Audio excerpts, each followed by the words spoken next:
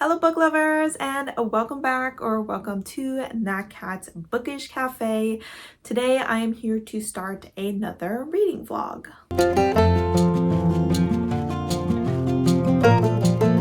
Alright guys, so it is October 16th, a little bit after 5. I just got off work a while ago, and earlier today I finally finished a book that I've been working on for like 8 days. I did not think it was going to take me that long to finish what ended up being a 3-star read, which is always a bit upsetting. I have to admit, if you have seen my mid-month wrap-up, you know this, that my reading has not been so great. I mean, it started off pretty good this month, but it quickly went downhill. But we are going to turn that around because the 2 books that I'm going to be reading in this vlog are 5-star predictions. Okay, so we're gonna get some more 5 stars out of this month, so help me. And those 2 books are going to be The Reich by Lily Mayne and Hell Followed With Us by Andrew Joseph White. The reason I honestly decided to do a vlog with both of these is not just because they're both 5-star predictions and they're both queer, but because they're both set in post-apocalyptic America. So I figured it's a vibe. I was initially going to start off with Hell Followed With Us, but considering that I'm just feeling a bit slumpy, a bit meh, I feel like I've been really kind of tired. I've been feeling a little bit under the weather. That what I really need right now is just more vibes than plot, just some romance, some monster romance, some smut. So we are going to go ahead and start with The Reich. I don't know if I'm saying that title right. That's what I'm calling it. So let's go ahead and talk through the first book of this vlog. This is the 3rd book in the Monstrous series. This is a companion series where in each book we are following a different monster and their male love interest. This book takes place about 20 years after a rift formed between the human world and the world where these monsters come from. Obviously, when the monsters came to our world, we, I guess you could say, overreacted a little bit and ended up destroying our own country while we tried to destroy them.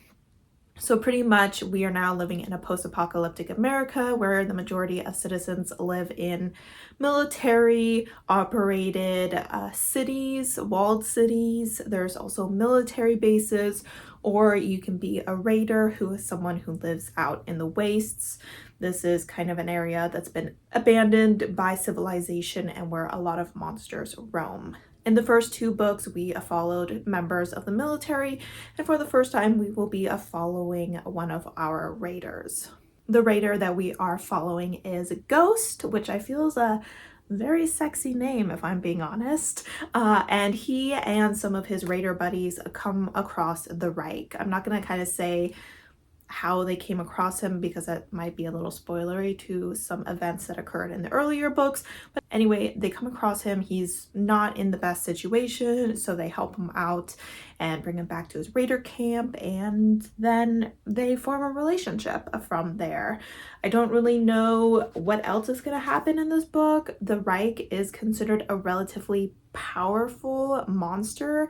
That being said, there's probably going to be a combination of military members and maybe other raiders as well as other monsters that are going to want to get a hold of him. So this book is for one of the prompts for Becca's Bookopoly, and that is There's Nothing I Do Better Than Revenge, which was a book with a revenge plot line in it. Now, I was stretching it a little bit just based off some information we received about this type of monster. They are very much the kind who will attack anyone who harms something that they care about. So I figured at some point Ghost might get attacked or something, and the Reich is going to get revenge for that. That just me assuming, me knowing how certain romances go. things like that. But I am very excited to get into this. I gave Soul Eater, the first book, 5 stars, and Eden, the second book, 4.5 stars. So this is definitely a 5-star prediction because I've heard some people saying it is their favorite of the series. All right, I actually think I'm going to do a little bit of editing just so that I get that out of the way and don't have to worry about it for the rest of the week. It shouldn't take too long. So hopefully I can get started on this later tonight, and I will check in with you once I get a little ways in to let you know my initial thoughts.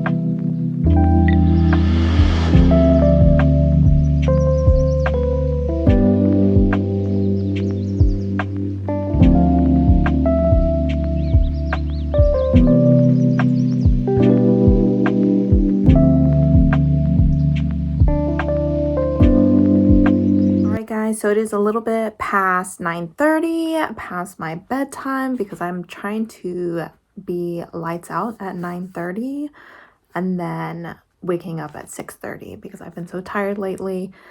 I'm changing my sleep schedule a little to see if that helps, but I just wanted to finish my chapter. So I'm on chapter 7 already, page 44, and enjoying it so far. They just got back to a camp after kind of rescuing the Reich. He's pretty injured. There's a pretty bad injury to his wing as well as a broken leg, and he is very shy. He's very scared, in a lot of pain. So he's definitely in a very vulnerable position right now. From what Ghost has described, he's a very beautiful monster. Ghost has definitely noticed that. He's got like big, like almost all black eyes that are all like, help me, I'm hurt. And I'm like, oh, you poor baby. But yeah, otherwise not too much else has happened. But important note, Ghost has pet chickens. And there's just something about pet chickens. I just love it. He's got 8 chickens, and while he's gone, the camp killer, Lilac, watches them. And even though he's kind of the guy that they send out to like kill any sort of threat, he also has a very, my cat wants to get into the room. He also has a very like nurturing side to him as well. Like he keeps a bunch of plants and everything. So I'm like, I would like to see you in one of the future books, please. But anyway, I'm having a good time so far, and I will go ahead and check in with you tomorrow once I get a little further into it.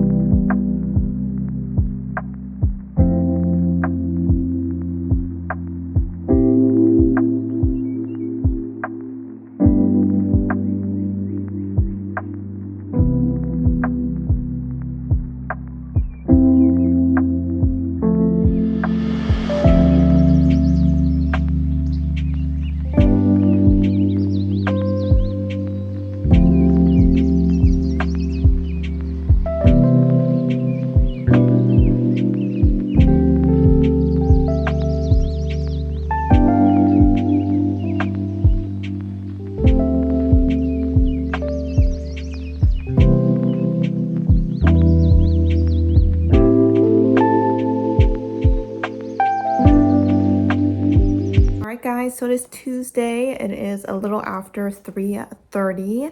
I took off work at noon because I'm not feeling that great. I slept terribly yesterday. The changes to my sleep schedule right now are not working out, and unfortunately my body reacts very badly to not getting enough sleep. So we're not doing that great, but we have been reading for about 2.5 hours now, and I have gotten to page 100, chapter 15. This book is starting out a little bit slow. Our character Ghost, his role at the raider camp is to kind of go out and do like recon in a situation. He's really fast, he's really good at staying quiet and in the shadows and not being noticed and things like that, but he does not like this job. He doesn't like going out there because he gets chased by monsters quite often, and it's very scary and it's very dangerous, but he obviously wants to feel like he's contributing to the camp, so he often lets people kind of push him to do things he's not really comfortable being. Specifically, he heads back to where they found one, which is what they're calling the Reich.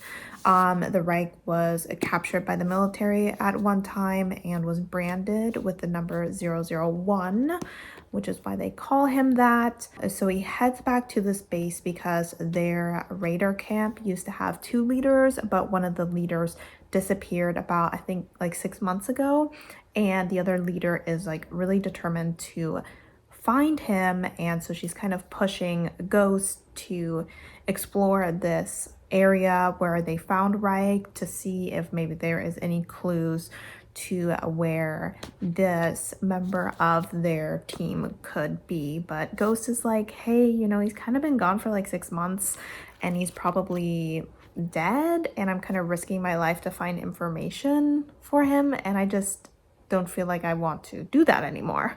But at the same time, he really cared about that other leader, so he doesn't really want to give up on them. And I'm kind of wondering if maybe him and one will maybe set out to see if they can find any clues about this leader, because one actually has a connection to the leaders from many years ago. So I wonder if that'll kind of happen, because right now there's not much plot going on. I will say that the two of them are getting a little bit closer. I think I mentioned that one doesn't really talk, and it seems like he's starting to talk now. He might be kind of coming out of his shell, kind of overcoming the shock of having been through a very traumatic event and realizing that he's kind of in a safe space now. So hopefully that'll advance the relationship aspect of this plot. But other than that, I mean, I'm enjoying it, but I'm not feeling that great, so I'm just not reading it as quickly, and I think I'm going to take a little bit of a break and just kind of like turn my brain off and watch some TV or something.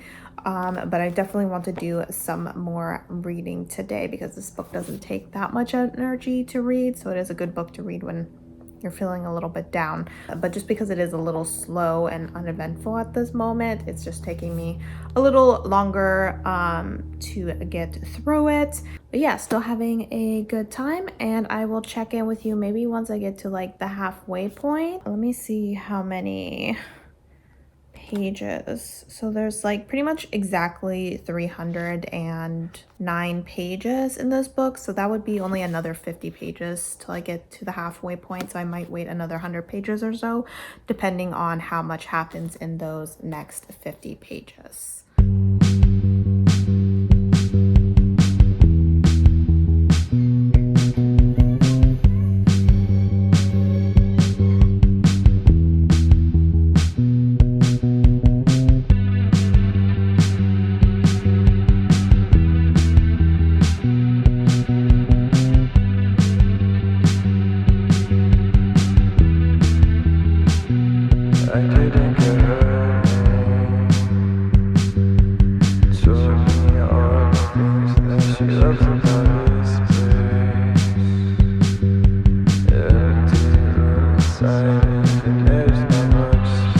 So it is a Wednesday, a little after 10. I'm on my 15-minute break, and I just wanted to check in real quick. I've passed the 200 mark. I'm on page 206, chapter 26, so we're officially pretty much exactly 2/3 of the way through this book. I think things are picking up a little bit. I will say this is a relatively slow paced book, almost a little too slow for my taste. Some smutty scenes have occurred and they were well done, as Lily Mayne has always managed to do. I will say almost that the Reich is almost a little too sweet for me, especially when it comes to a monster romance. I think I just want someone with some more claws kind of situation, but I'm hoping that that darker side of him will eventually come out. His kind is known for being relatively violent once their territory or their mate is threatened, and there is definitely a threat outside of the camp right now that they are dealing with. This is a threat that has kind of been introduced in a previous book. It was kind of a threat that was on the horizon kind of situation, and I do think that that, along with some other occurrences in previous books, is going to possibly build into a larger battle. At least I'm kind of hoping that's what would happen. I think that would be really interesting if our characters were kind of building up into almost a little bit of an army to be able to take on this threat. But at this point, I don't know if that's going to happen, but I think it would be really interesting if it did. So, I mean, right now, unless the ending is incredible, I don't see this being a 5-star read, just because, like I said, it is a little slow and uneventful and maybe a little too on the sweet side for monster romance in my taste, but definitely for 4.5-star material still. And I will probably check in with you once I finish it. I don't know if I'll finish it today. I think I'm gonna go to the gym today. There is a silent reading club or book club that recently started in my area, and I was thinking about maybe going today, but just because I missed the gym yesterday, and also the location they picked is just like not giving off cozy book vibes. It's kind of like a grungy bar kind of situation, so I think I might just skip that this round, especially since I don't know anyone there, and we'll just go to the gym as well. But I do need to wash my hair tonight, so that just means that I'll have less reading time, but either later today or tomorrow I should be finishing up this book.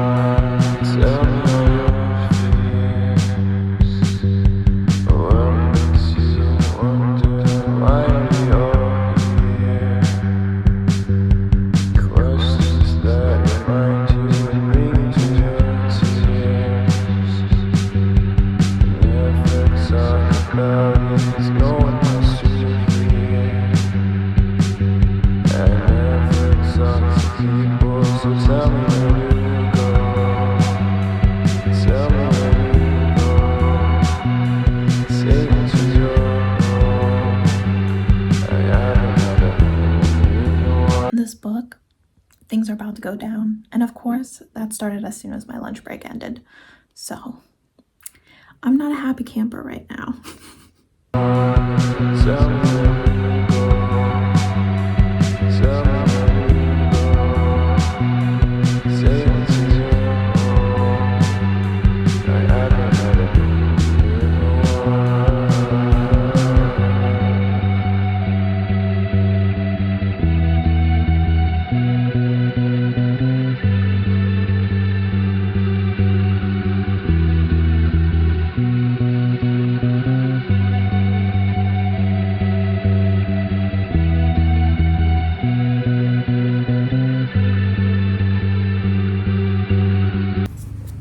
Now that is a revenge scene. All right, this is why I chose this for revenge. That was brutal. That's what I was looking for. All right, here we go. And now I'm crying. Because Ghost is scared of him, and he's so sad that he's scared of him. And I'm like, he's just a baby. I mean, he's probably like the most horrifying baby you've ever seen in your entire life. But like, put some respect on his name for what he just did. I know you're scared, but you need to like get over it and give him a hug.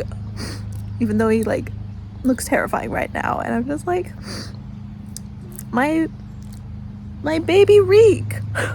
Show him some love, please. I'm still in love with my ex and it's just my luck. Wish I didn't care so much, cause me and her don't make sense and it fucks me up. I'm still in love but love sucks. Before you and I, what was hers was mine. And I'm sorry, I swear I thought that my heart was ready, but I can't keep her off my mind. And I'm not alright. Had a thought when I was faded, why they call it love when you hate it. I'm still in love with my ex and it's just my luck. Wish I didn't care so much, cause me and her don't make sense and it bugs me up. I'm still in love but love sucks. Love sucks. Love sucks. Let me lay you in inside my brain, cause I don't really have the heart to say. Take a look in there, tell me if it's anything you wanna fuck with. Probably not, honestly. Alright guys, so it is Wednesday. Just kidding. It's Thursday. It is Thursday. I'm totally off because I did the workout I usually do on Tuesdays yesterday. So that's making me not know what day of the week it is. It is Thursday, which is amazing because it means tomorrow's Friday. I just got off of work a few minutes ago and am going to get ready to go to the gym in a minute, but I just wanted to let you know that I have finished The Reek by Lily Mayne, and I am giving this 4 stars. So it was a 5-star prediction, didn't quite make it. I hate making 5-star predictions because I feel like that just increases my chance of not giving it 5 stars because it means my expectations are too high. But anyway, I did have a really great time with the story. I absolutely loved the couple, even though it didn't quite have the dynamic that I was expecting. I would say the kind of overprotectiveness, kind of that aggressive touch him and I will literally tear your organs out kind of situation, or I will rip your spine out and whip it kind of situation happened in maybe the last quarter of the book, and so it just took a little too long for us to get to what I was hoping for. But the ending was great, the sex was great, the characters were adorable. I feel like in all of these books the characters are relatively adorable. You have kind of that contradiction of these monsters that are such a threat that the US military and every military in the world pretty much self-destructed in their goal to destroy them, being super sweet and funny and cuddly with their lovers. So I do enjoy that dynamic, but I was hoping for a bit more uncontrolled monster behavior, I guess you could say. But some of the other things that I didn't enjoy so much is that there definitely seems to be little sprinklings of an overarching plot in especially book 2 and 3, not so much in book 1, but definitely in book 2 and 3. And I felt like it was almost too heavy in this book where I felt like a lot of time I was like, oh, now I'm looking forward to the next book to see that couple because we are seeing the beginnings of interactions between them, or I'm interested in seeing how they handle this villain and how this villain is connected to this other villain. And so I felt like I couldn't fully settle in this book. It almost felt like a prequel to what's to come. And I really wanted to be in this book almost like it could be a standalone, focused on this couple and on like a mini plot at also touched on the overarching plot, but I felt like it didn't really have a plot on its own outside of the romance. The first and the second book, there was kind of a plot. And this one didn't have a plot outside of giving hints at the bigger plot that wasn't really addressed in this book that much. I don't know if that makes sense, but pretty much what I'm saying is that sometimes I felt like I couldn't fully focus on this couple because I was looking forward to other couples and what they would be doing to advance the plot kind of situation. So 4 stars, still had a great time. Like I said, the author's doing a great job of making me excited for the rest of the books, but in this case, she almost made me too excited for the rest of the books so that I couldn't enjoy being in the present with these characters. But still super sweet, had a great time, 4 stars. And we're gonna go ahead and move on to our next book, which is going to be Hell Followed With Us by Andrew Joseph White. I'm going to go ahead and just read the back here. It says, prepare to die, his kingdom is near. 16-year-old trans boy Benji is on the run from the cult that raised him, the fundamentalist sect that unleashed Armageddon and decimated the world's population. Desperately, he searches for a place where the cult can't get their hands on him, or more importantly, on the deadly bioweapon they infected him with. When Benji is rescued by a ragtag group of teens from the local Aishsun?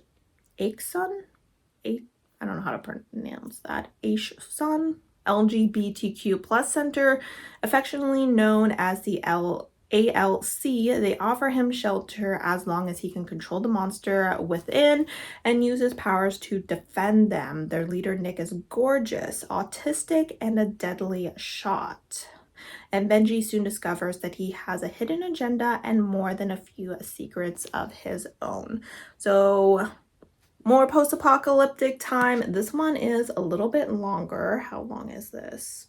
It's just barely under 400 pages. But this one is YA. I've heard that it's relatively gory. So considering I wanted more gore from the Reek, maybe I will get it in this book. So I'll probably start it tonight. And I don't know if I'll check in with you tonight, but tomorrow for sure to let you know my initial thoughts. Never take a place. When I look at you, I see your face. Yeah, 6 a.m. we're taking shots in the morning up on the counter.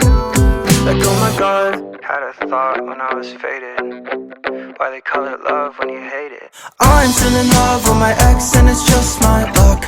Wish I didn't care so much, cause me and her don't make sense and it bugs me up. I'm still in love but love sucks. Love sucks. And I'm sorry, I swear I thought that my heart was ready, but I can't keep her off my mind. And I'm sorry, you want me, I want her, she don't want me, but I can't keep her off my mind. Love sucks.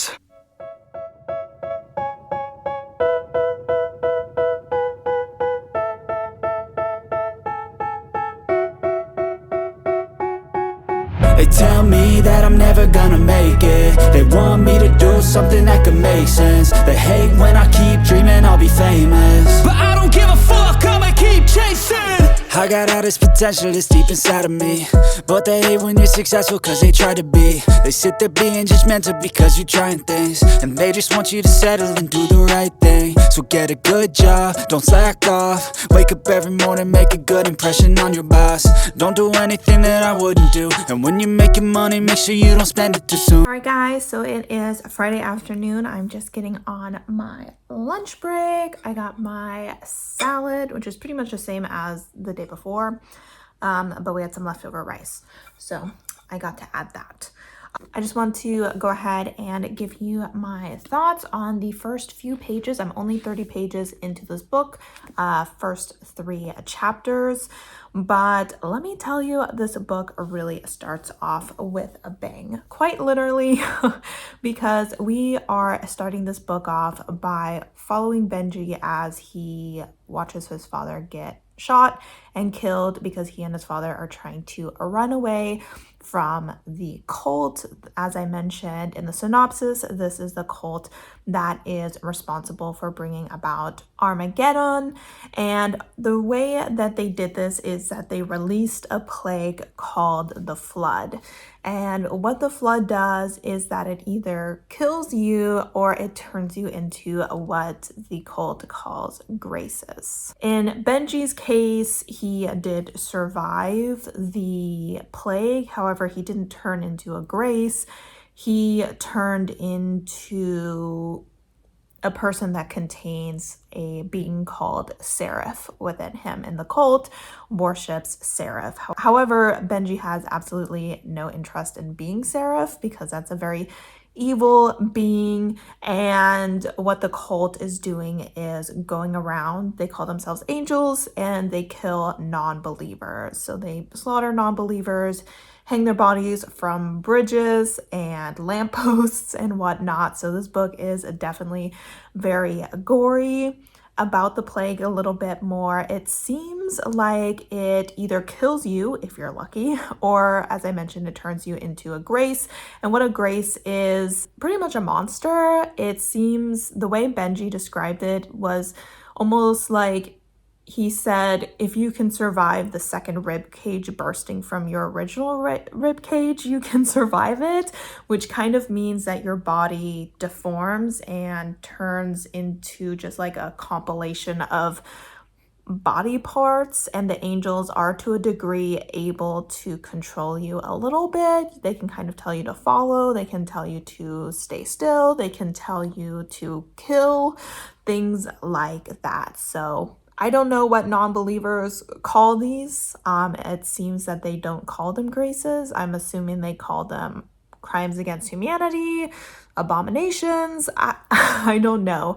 But at the beginning, Benji is now on his own because, as I mentioned, his father has been killed, and the cult is chasing him because they want to bring him back so that they can worship Seraph within him and kind of release this monster so that it can continue to cause destruction. Luckily for Benji, the queer teens that are mentioned in the synopsis end up saving him. We just at the end of chapter 3 have it where he has run into, I'm assuming it's their leader, Nick, and Nick sees that Benji is able to control the graces, even more so, I believe, than the regular angels because of the power he has. And he kind of tells Benji to not let anyone know that he can do that, to not call the day that the plague occurred Judgment Day, not to call those monsters graces. He pretty much wants Benji to hide the fact that he was ever part of this cult from the rest of the group. So we'll see why he wants that. The chapter kind of ends. There's a look in his eyes that's nothing like the girls. Like he's found something he's lost for years. Like I'm the final piece of some terrible puzzle. So obviously Nick has plans for Benji, and I'm very interested to see what those are. But pretty much Lots of gore so far. Definitely some transphobia that has already occurred in this book. I know that it is listed at the beginning of the book. The author has a little letter here that lists some of the triggers in here. So transphobia is in here. This is a religious cult, and so obviously they're probably not very accepting of queer people. But I will say the author really knows how to hook you, because I really wanted to keep reading this book last night, but unfortunately I had to go to bed.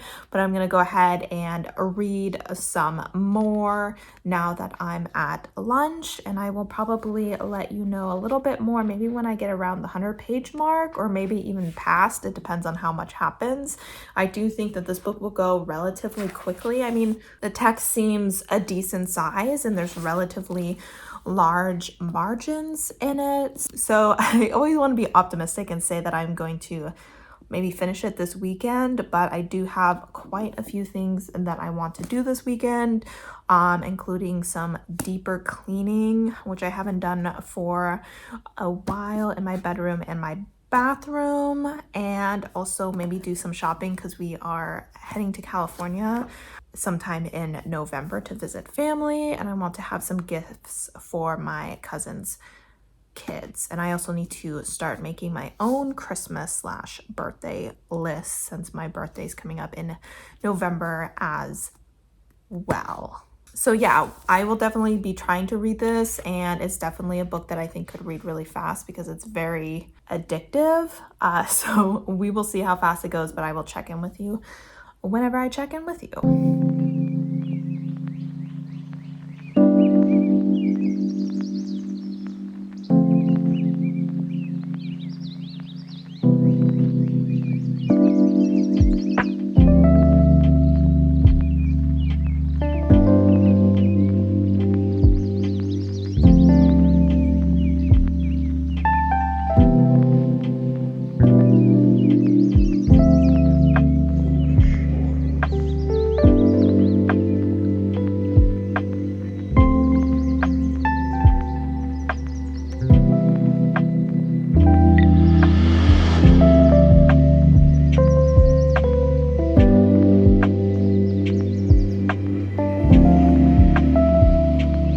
Guys, so I have passed the 100-page mark. So I'm on page, like 110.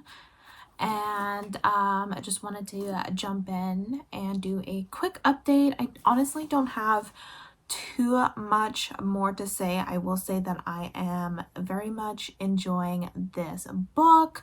It is really easy to fall into it. I haven't had too much time to sit down and really read it for hours at a time or anything, but I definitely think that this is a binge worthy book.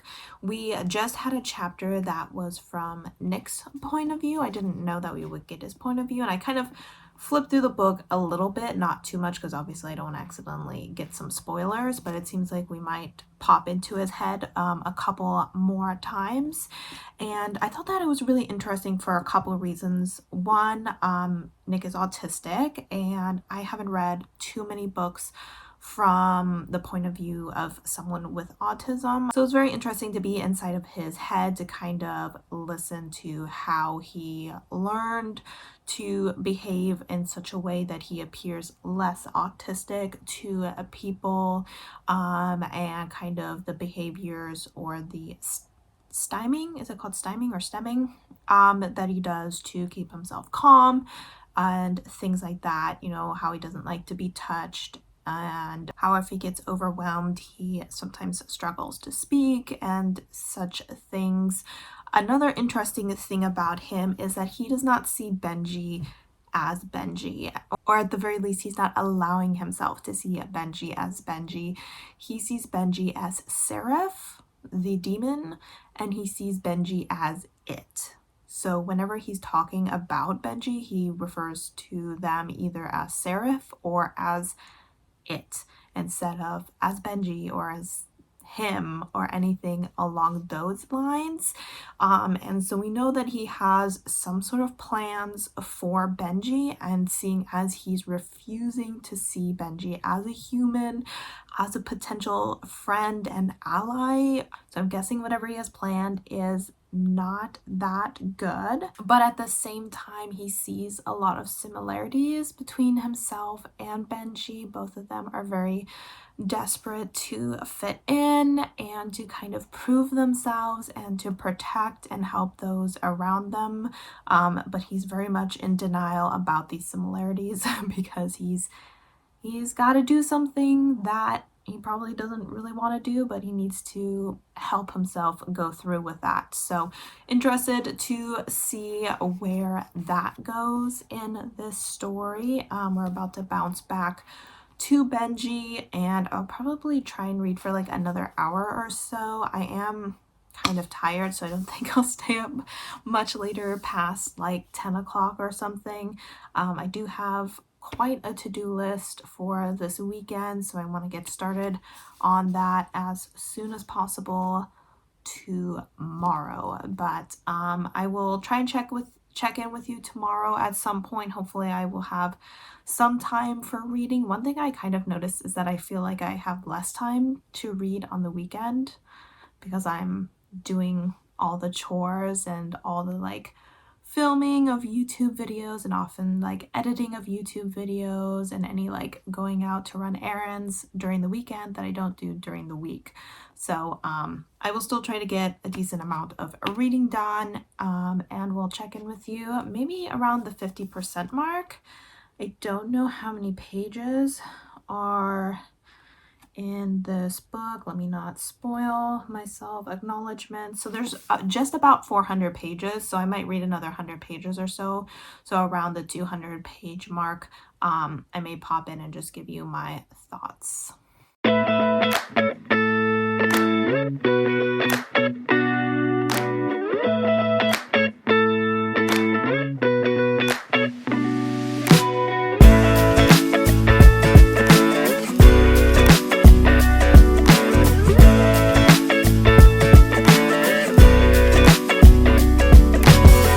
Under the heat, I'm half awake. I've been hung up on yesterdays. Woke up at noon, I'm in a daze. We'll keep on pushing anyways. I don't know where I'm going. 2 days, one big commotion. I'm being carried by the wake. So hold me like an ocean.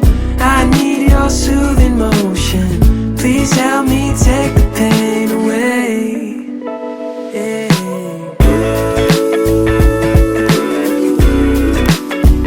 No way to change our yesterday.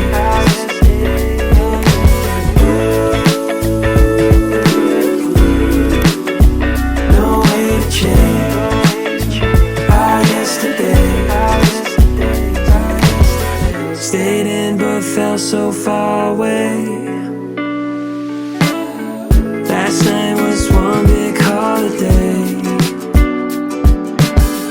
Cool winds on me out by the shade.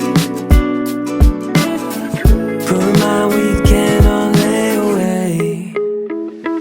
I don't know where I'm going. 2 days, one big commotion. I'm being carried by the wake. So hold me like an ocean. I need your soothing motion. Please help me take the pain away.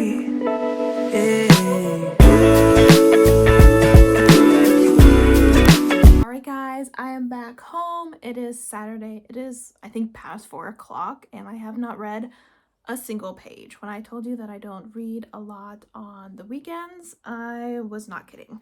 But I wanted to do a quick haul for some of the stuff I bought. Not all of it, because most of it was gifts. As I think I mentioned, we're going down to California, and I just wanted to pick up some gifts for the people that we're seeing down there. The only gift that I'm going to show you is the book that I ended up buying at Orca Books. Orca Books, I believe, is a used bookstore. It is indie owned, I think it's called. And I thought it was a relatively nice store. The only problem is I felt like, and I don't know if it's because it's indie owned, and so obviously they are not like a chain or anything and need to make profits fully off of the books that they sell and purchase. But I felt like all the used books were the same price as a new book, and I really want to support an indie bookstore, but I'm not going to pay full price for a used book. So like that Pucking Around book that you saw, and obviously I can't base things off of Amazon fully because Amazon sells books at a loss from what I hear, because they can just make profits elsewhere.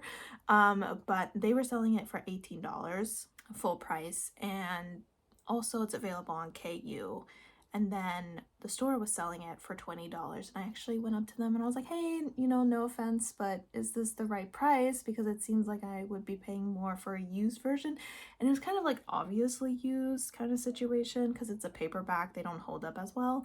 I would be paying more for a used version than a new version. And they went onto the website that they usually use to kind of see what a book is priced for and said that whatever that website is, it's selling for $30. And I was like, whatever that website is, I ain't never using it because that is way too much money to be spending on this book. But anyway, I did end up buying one children's book, and this one was only like $10. So that is okay. And that is The Darkling, written by Geneva Clausen, illustrated by Marcus Clausen. Oh, so it must be like a married couple, or maybe they're siblings. I don't know. Let me check the back about the yeah, so they are a couple, and they actually have 3 little children as well, so that's super cute that they wrote this little book. And honestly, I mostly just got it because it's like, it's adorable. So the kids that I am visiting are all under the age of 5, so I figured that they will go ahead and and enjoy this book along with its cute little artwork. So that is the one gift that I got. Then as far as stuff for myself, to start off with, we'll kind of move backwards, I guess, from where I went. I ended my trip by going to Compass Rose. Compass Rose is a place I like to browse more than I like to buy because they're like one of those fancy boutiques where everything is expensive, but everything's like really nice and it smells good, and you really want to buy the candles, but they're like $30 for like a candle this size, and you're like, I can't financially recover from a purchase like that. So I bought some gifts for other people there, but for myself, I just bought a postcard. I hope you're getting a good image of that. It's just like cats in space, and I'm pretty sure that I have another piece by this artist, and I just like cats. So end of story to that. So I really like buying like cards or postcards like this, just to keep as art. Hopefully one day I'll make like an art gallery wall with them, but for now they're just kind of spread around my room kind of situation. So there is that. Then I went to a chocolate and tea shop. I wanted to get a gift for my friend down in California, and it ended up picking up some stuff for myself. The first is the sriracha chocolates. Yeah, hot salted sriracha chocolates. So by Hoi Fong Foods Incorporated.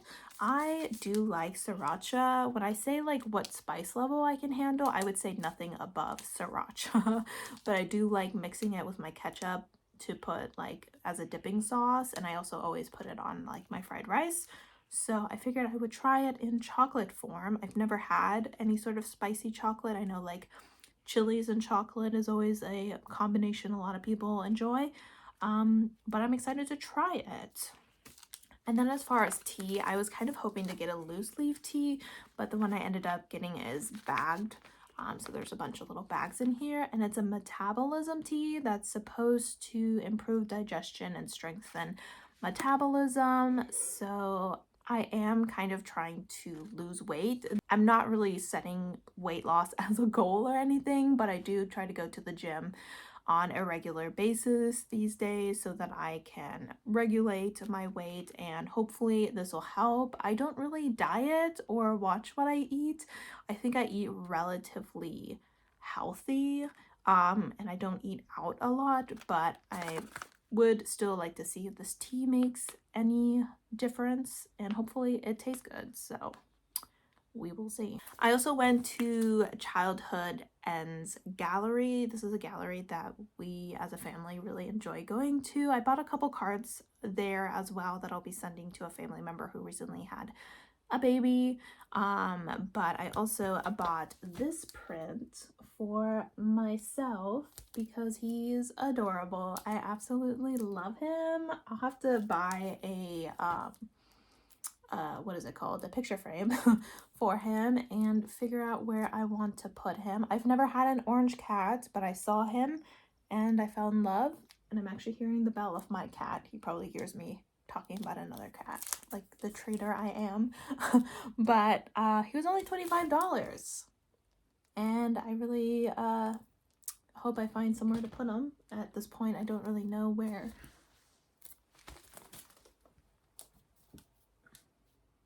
Here? How's that look? Well, I'll see if I get a frame for him to put him up in, but he was made by this person. I don't know if their name is going to show up backwards. It's Beverly Fortheringham. So that's that. And finally, I went to a place called, I want to say it's Picker's Paradise. And I know I took some videos of it, and it's just full of stuff. It's like full to the brink with kooky stuff, lots of chunky jewelry, a little bit of antiques, I guess, as well. If you're looking for some new knobs for your dresser, they have them. They have a lot of knobs there. But the first pair I bought is actually, I went in there for earrings, let me say that. And the first pair I bought is actually a pair I bought for my sister a few years ago. And I think she lost one of them, but now I have them because I just love them so much. And they are these little UFOs that are abducting cows. So I do have a shirt that says "Take me to your reader." Style wise, these don't really work with them, but I still think that they're a lot of fun. Next, we got some earrings that would actually look really cute with the sweatshirt I'm wearing right now. And they are these little mushroom and crystal earrings. And I happen to just really love mushrooms. And they're pretty big and dangly, so they're definitely noticeable and would show up on camera. So those I really like. And then finally, we got some octopi. Let me figure out how to hold them. Look at him. They're just babies. Oh my gosh. His eyes look a little gooby, but there he is. So yeah, these are really cute as well. So really happy with my purchases today. I think I did a good job with getting gifts, so I don't have to stress about that too much, other than figuring out how to package them so I can stuff them in my suitcase kind of situation. But once again, helping stimulate the local economy. And I don't know what I'm gonna do now. I kind of want to do some editing. I should do some reading, but I don't think I'm gonna do that yet. So yeah, I will check in with you, probably not today, because like I said, I don't think I'll do any reading until I get into bed tonight. But hopefully tomorrow I will be able to get some more reading done. But tomorrow will definitely be dedicated to chores as well as editing. So yes, luckily I'll only have to edit one video, though on the other hand I should probably start working on editing this video or this vlog, because I definitely have a lot of clips and I have not started that at all. So yeah, I will check in with you guys later.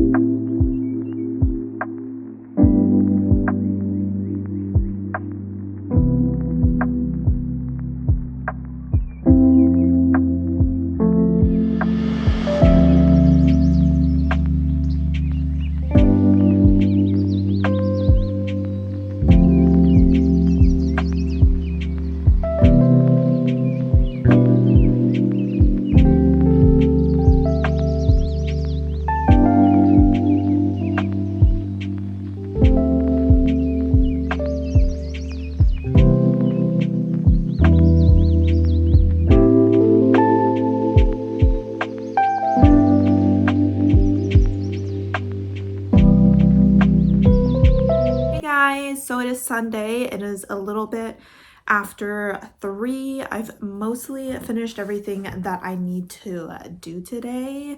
I still need to make the thumbnail for my video that's going up tomorrow. I did export it, so I just need to make that and then upload it to YouTube, and then I make dinner tonight. And other than that, I am good.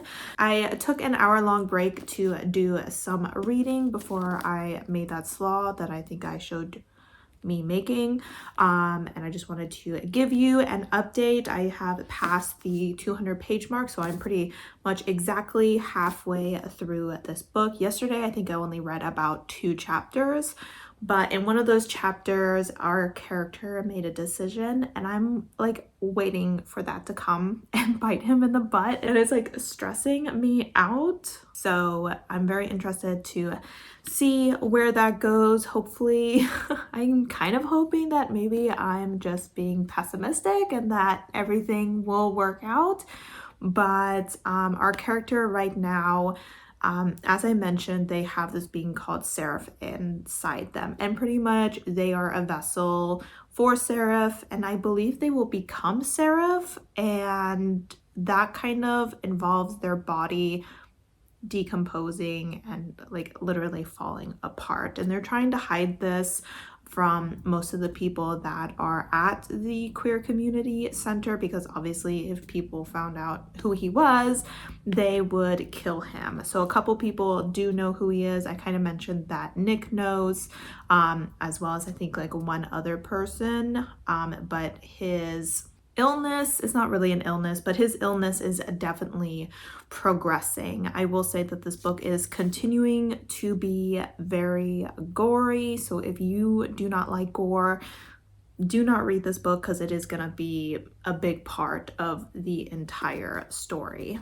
I feel like the story is starting to go a little bit more into Benji's dysphoria, I believe it's what it's called.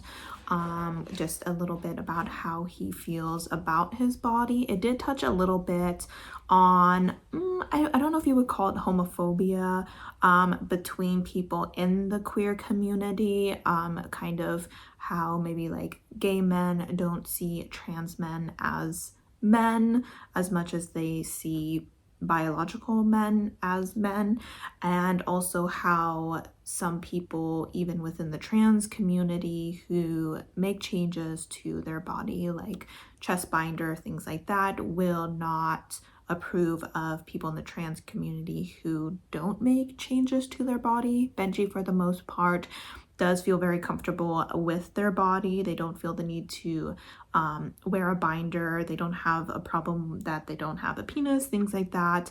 But their dysphoria very much comes from the way other people perceive them.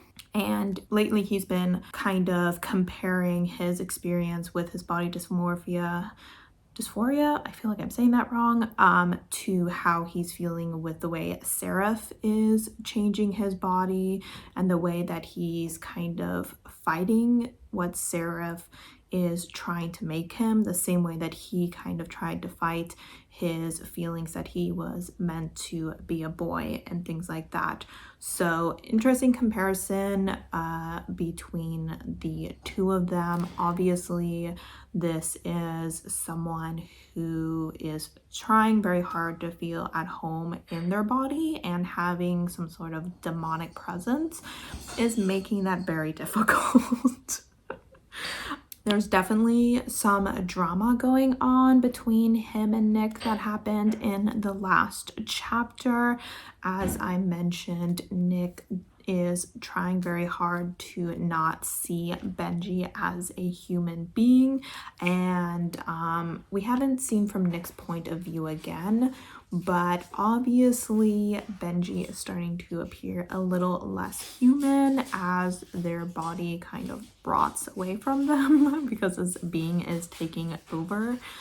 And I'm very intrigued to see where their relationship goes, because I get the feeling that Nick really does like Benji and that he does see the similarities between the two of them, but he's very much pushing against those feelings, and it's causing him some internal distress.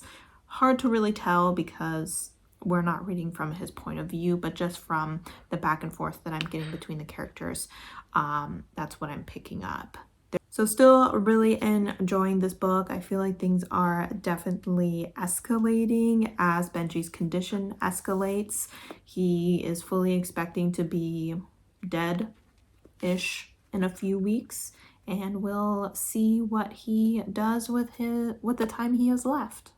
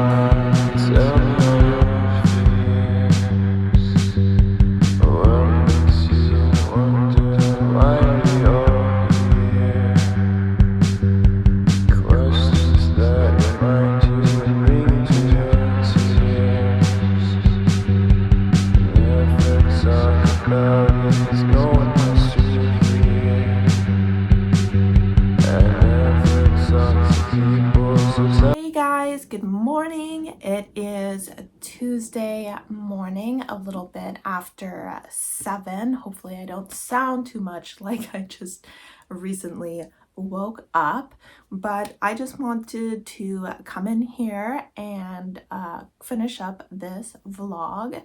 So I did finish Hell Followed With Us last night, but I wanted to just kind of sit on the book a little bit before checking in with you guys, so I decided to wait until this morning before giving you my final thoughts. And I am going to give this book a 4.5 stars.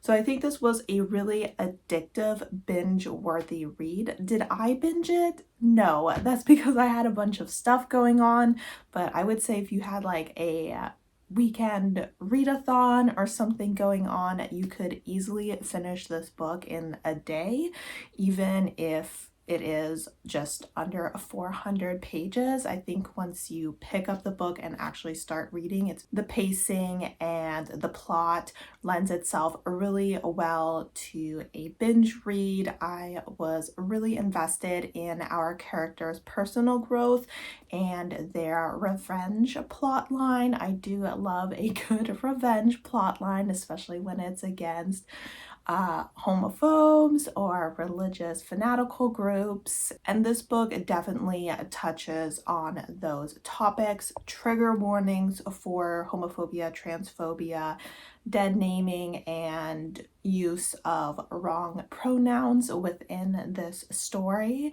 I really enjoyed how the author used this kind of fanatical religious group to kind of show how these communities can be incredibly harmful to the communities around them and the world as a whole.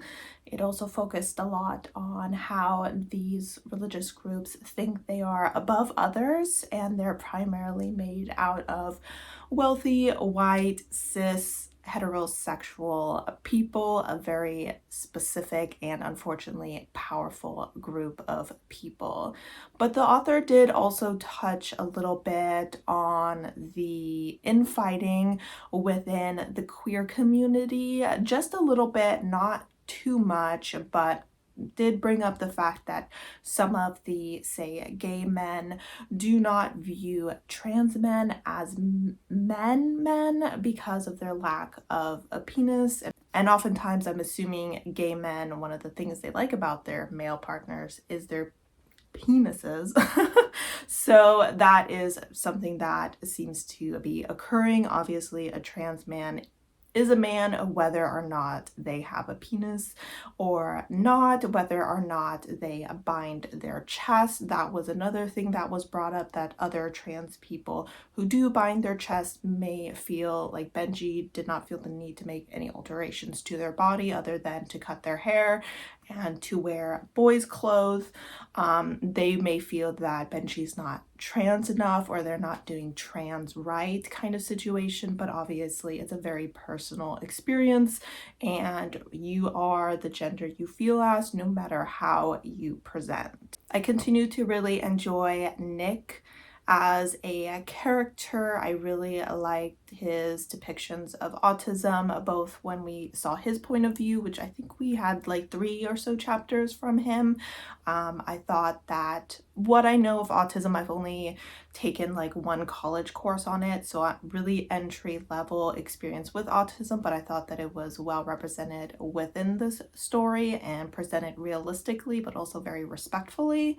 We also got a lot more with Benji's issues with body dysphoria, especially as their body turns more into a monster and less into something that they recognize. So overall, a lot of great discussions in here. This book was incredibly emotional. It's going to make you feel a lot of rage. It's going to make you sad. It's going to make you honestly kind of excited for the death scenes. I don't want to be someone who's out here constantly chanting for death and for blood. I don't want to be bloodthirsty or anything, but I would just say that there's some people in here who definitely deserved what was coming.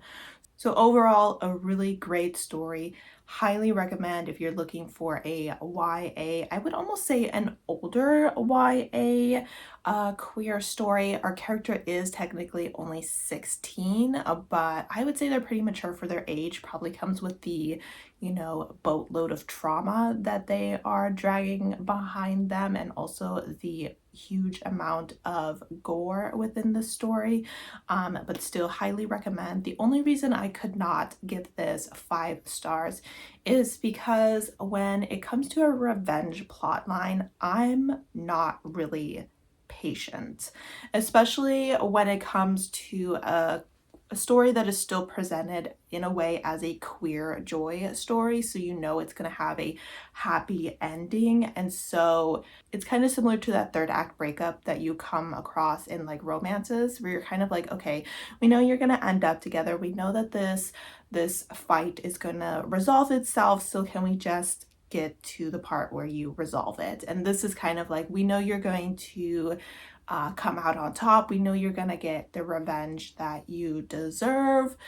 So the author kept kind of throwing obstacles in that path and kind of like dragging it out a little bit too much for my taste. And so I feel like the pacing stumbled just a little bit towards the end there, but I would say in the end it was all worth the wait and well deserving of a 4.5 star. And I really do recommend this book. I know that within the queer community I was seeing quite a few people read this. I do believe it's a debut novel, so incredible. Very excited to see what the author does next. I know their next book is either already out or coming out soon, and I will definitely be checking it out. I do want to say that this is a trans author, so this is an own voices story that people should check out. Since I'm wrapping up this vlog, just a quick reminder, in this book I was reading 2 queer post-apocalyptic stories featuring monsters. First I read The Reek by Lily Mayne, which is an adult male-male romance, and I ended up giving this one 4 stars. And then, as I just mentioned, Hell Followed With Us by Andrew Joseph White was a YA horror sci-fi. I would lean more towards sci-fi due to the fact that a plague was created, which I feel like is a sci-fi aspect, and I gave that 4.5 stars. So very happy with the way that this vlog went. I know that my reading has struggled a little bit. It's still very much struggling in the audiobook department. I have like zero desire to listen to audiobooks right now, which really sucks. But at least with my physical books, we are getting ratings 4 and above instead of the low 3 and 2.5s that I have been getting in the middle of this month. If you guys have read either of these books, I would love to hear your opinions down below. As always, thank you so much for supporting my channel by watching my videos, and I hope to see you next time. Bye!